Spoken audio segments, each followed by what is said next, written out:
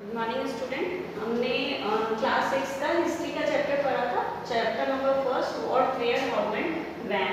इसमें हमने page number 5 में फर्स्ट पैराग्राफ पढ़ लिया था। अब हम सेकंड पैराग्राफ पढ़ेंगे जिसका टॉपिक है finding out about the past. तो देखिए हम स्टार्ट करते हैं। We can also study inscriptions. हम अभिलेखों को भी पढ़ सकते हैं। These are written on relatively hard surface such as stone और मेटल।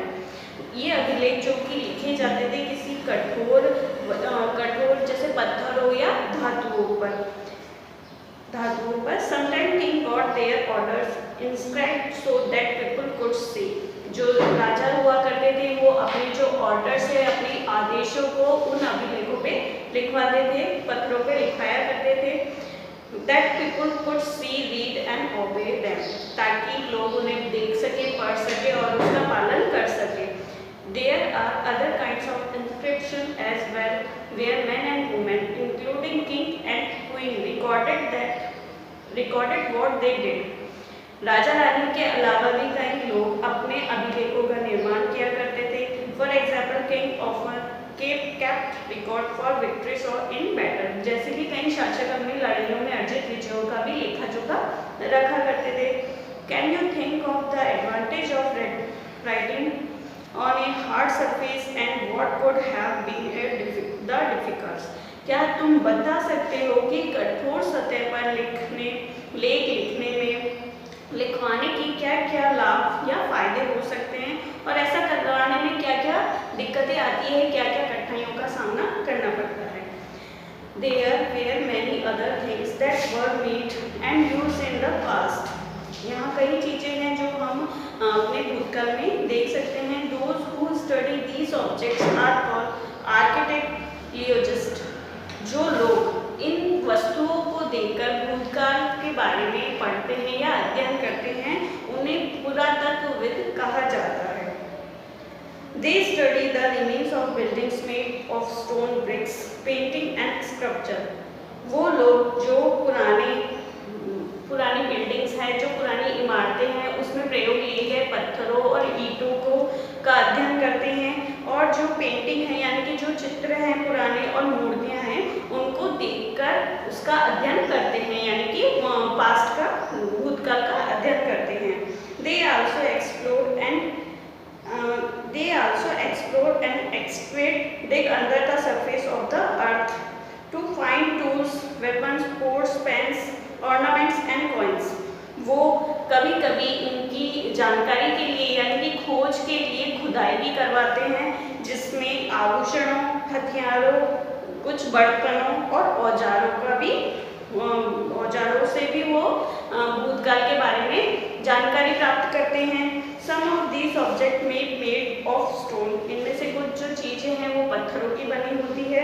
Other of bones, कुछ हड्डियों की, baked clay और metal, और कुछ पकी हुई मिट्टी की और धातुओं की बनी हुई होती है। Objects that are made of hard imperishable substance usually survive for a long time। जो कठोर बनी हुई है, कठोर तत्वों से बनी हुई है, वो जल्दी से खराब नहीं होती है, जल्दी से टूटती नहीं है और वो काफी लंबे समय तक वैसे ही रहती है। अब हम पेज नंबर 6 निकालेंगे।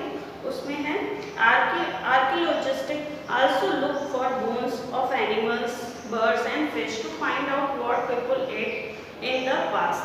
जो पुरातत्वविद हैं वो ढूंढते हैं क्या हड्डियां जानवरों की, पक्षियों की और मछलियों की। टू फाइंड आउट, ढूंढने के लिए कि जो पहले के समय में लोग थे वो क्या खाते थे। Plant remains survive for more rarely if seeds of grain or pieces of wood have been burned, they survive in the charred form। कि जो प्लांट्स हैं, जो पौधे हैं, उनके जो अवशेष हैं वो बहुत ही हमें कम देखने को मिलते हैं। अगर बीज और जो लकड़ी के टुकड़े हैं वो जल जाते हैं तो वो बचे रहते हैं। Do you think cloth is found frequently by archaeologists? आपने कभी सोचा है कि क्या कपड़े भी जो पुरातत्वविद हैं उन्हें प्राप्त हुए हैं Historians, that is, scholars who study the past, often use the word source of refer to the information found from manuscripts, inscripts and archaeology. यानी कि जो पांडुलिपियां हैं, अभिलेख हैं तथा पुरातत्व से ज्ञात जानकारियों के लिए इतिहासकार प्राय स्रोत शब्द का प्रयोग करते हैं जो अतीत का अध्ययन करते हैं। One source are from learning about the past become the advantage. कुछ जो स्रोत हैं वो मिलते हैं पढ़ने के लिए यानी कि कुछ जानने के लिए और कुछ पुनर्निर्माण के लिए। जो हमको अध्ययन करने के लिए जो हमें स्रोत प्राप्त होते हैं वो स्रोतों को प्राप्त करने के बाद हम जो अध्ययन करते हैं उससे हमें रोचकता प्राप्त होती है, ताकि उस रोचकता से ही हमें पुराना इतने सालों पहले का जानने की जो हम कोशिश करते हैं उससे हम सबको ही रोचकता प्राप्त होती है। As we reconstruct it bit by bit, और हम उस रोचकता के साथ उसका पुनर्निर्माण करते जाते हैं, यानी कि हमें जो छोटी छोटी चीज़ें प्राप्त होती है उसको हम जोड़ते जाते हैं और उससे एक नई चीज़ का निर्माण करते हैं, यानी कि हमें कुछ नया पता चलता है, हम उसमें अनुमान भी लगाते हैं और हमें एक नई चीज़ सामने दिखाई देती है।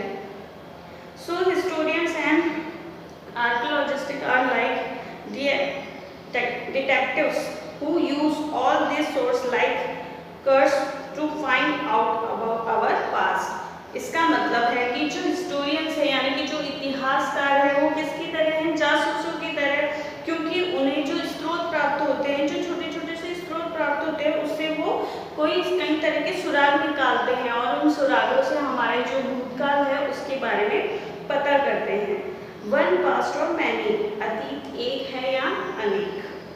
Did you notice the title of this book, Our Past? क्या आपने सोचा है जो हमारा जो बुक है उसका नाम Our Past यानी हमारा अतीत क्यों है? We have used the word past in plural to draw attention to the fact that the past was different for different group of people. यह अतीत शब्द का प्रयोग हमने जो है बहुवचन में के रूप में किया है, ऐसा इस तथ्य की ओर ध्यान दिलाने के लिए कि अलग अलग समूह के लोगों के लिए इस अतीत के अलग अलग मायने हैं, यानी कि जो हमारे पास्ट में हुआ है वो अलग अलग जो लोगों का ग्रुप है यानी समूह है उनके बारे में हम अलग अलग तरह की जानकारी हासिल करते हैं, यानी कि ये ज़रूरी नहीं है कि ये जो लोगों का एक समूह है वैसा का वैसा ही जैसे उनकी दिनचर्या थी यानी जिस तरह से वो लोग रहते थे जो खाते थे वैसा का वैसा ही दूसरे लोगों का समूह भी वैसा ही करता हो, ये ज़रूरी नहीं है। इसलिए इसको पास्ट शब्द दिया गया है और बहुवचन शब्द दिया है क्योंकि ये कई तरह के लोगों के समूह का अध्ययन करता है। Different, for example, the lives of herders or farmers were different from those the king or and queen. जैसे कि किसी पशुपालक का या किसी किसानों का जो जीवन है वो राजा और रानियों के जीवन से बहुत ही भिन्न होता था। The lives of merchants were different from the craft person, और जो व्यापारी का जीवन है वो किसी शिल्पकार से बहुत ही भिन्न होता था। And so on, और ऐसा ही और भी कई हैं।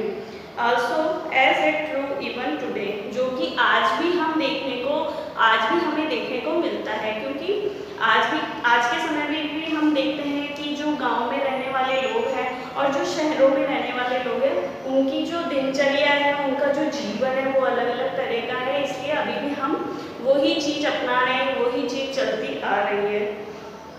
People follow different practice and customs in different parts of the country. आज भी लोग पालन करते हैं अलग अलग प्रकार के व्यवहारों को और अलग अलग प्रकार के रीति रिवाजों को। For example, today most people living in the Andaman Island get other own food by fishing, hunting and collecting forest produce. आज के समय में भी जो लोग अंडमान निकोबार रहते हैं यानी कि अंडमान जो द्वीप है उस पर रहते हैं वो लोग आज के समय में भी किसी और के ऊपर निर्भर ना होकर अपने भोजन की खोज खुद ही करते हैं। वो लोग मछलियों का शिकार करते हैं और जो जंगल में खाने योग्य पदार्थ हैं उनको इकट्ठा करते हैं। people living in cities depend on other to supplies of food। जो शहरों में रहने वाले हैं, इसके जैसे जो अंडमान निकोबार में रहने वाले लोग हैं, उसी के विपरीत जो लोग शहरों में रहते हैं, उनकी जो खाने की आपूर्ति है वो इसके बिल्कुल विपरीत है। वो लोग जो खाने की आपूर्ति करते हैं एक दूसरे के ऊपर निर्भर होते हुए करते हैं। Difference such as this excited in the past as well. इस तरह के भेद आज के जो इस तरह के भेद अतीत में विद्यमान थे वो हमें आज भी दिखाई देते हैं। Beside there is another kind of difference. इसके अतिरिक्त हमें और भी कई तरह के डिफरेंस दिखाई देते हैं। We know a great deal about kings and the battles they fought because they kept record of their victories.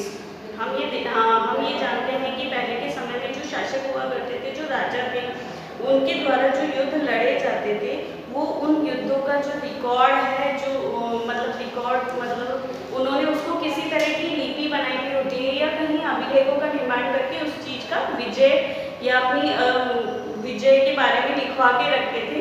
वो आज भी हमको देखने को मिलती है और उसी से ही हम जान पाते हैं कि उस सन में या उस समय में किस राजा के द्वारा कौन सा युद्ध लड़ा गया था और उसमें उनको विजय प्राप्त हुई थी। Generally, ordinary people such as hunter, fishing, gatherers, farmers or herders did not keep record for what they did। उसी प्रकार जैसे राजा और रानी तो अपने बारे में अभिलेखों में लिखवा कर रखते थे और उनके युद्धों का जो है वो भी हमें प्राप्त होता है, लेकिन जहाँ पर जो ऑर्डिनरी यानी आम लोग थे, जैसे कि मछुआरे या शिकारी और जो पशुपालक किसान थे, वो अपने बारे में कुछ भी नहीं लिख पाते थे। उनके पास ऐसा कुछ होता नहीं था जिससे वो अपना कुछ अभिलेख या पांडुलिपियों का निर्माण करवा सके। While archaeologists help us to find out about their lives, there is much that remains unknown।